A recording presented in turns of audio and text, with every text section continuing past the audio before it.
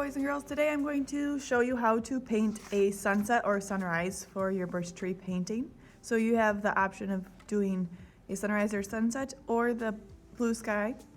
For this painting we are going to use an analogous group or colors that are next to each other on the color wheel. So you can see in this painting we go from yellow to orange to reds and then all the way to violets. So when we are painting, we are going to first identify where our horizon line is. So I'm going to use a pencil and lightly draw in my horizon line.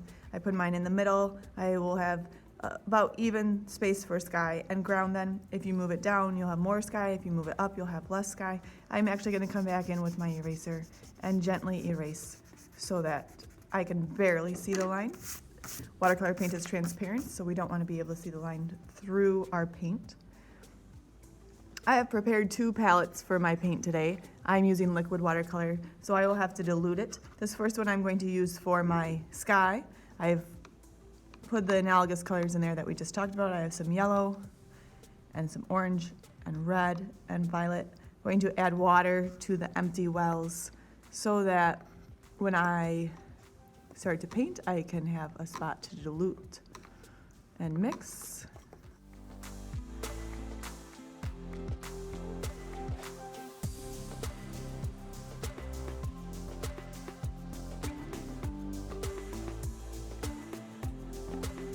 My sun down by the horizon line. So it is a sunrise or sunset, that's where the light source would be coming from. Then I'm going to add some orange next to that. And I enjoy painting sunrises and sunsets or blending colors with watercolor because I think it's fun to just layer the water on the paper and let it mix as we go. So there's some orange. Next would be some red.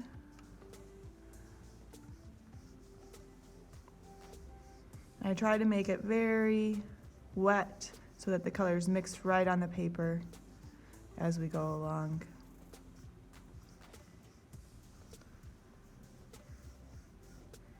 Mixing that wet on wet paint.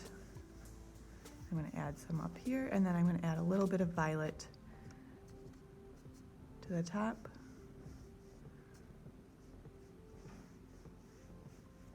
And I'm going to come back with wet paint. As I'm working on this, I want to try to avoid stopping as I paint. I want to continue at least painting my sky before I need to stop and clean up.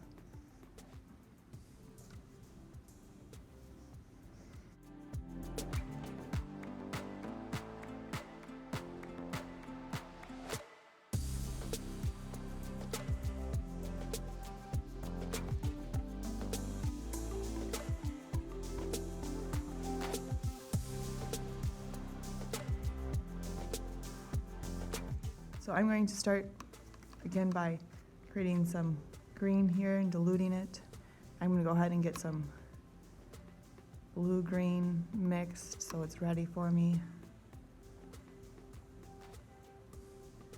And I'm also going to make a little bit of green that is darker by adding some red.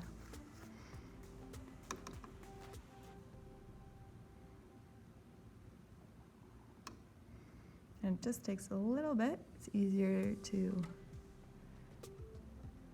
add more than it is to take it away. That's a little too dark, so I want it to be more green, so I'll just add some green to it. There we go.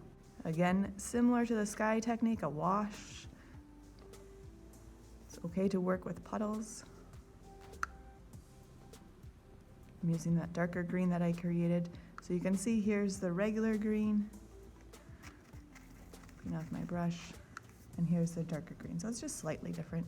I could add a little bit more red to it to make it a little bit darker.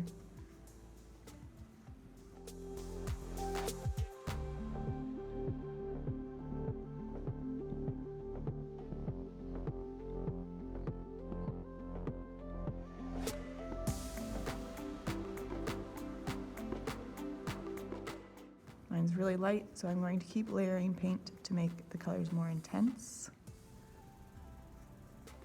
And I'm going to add some blue green to it to make a variety of color.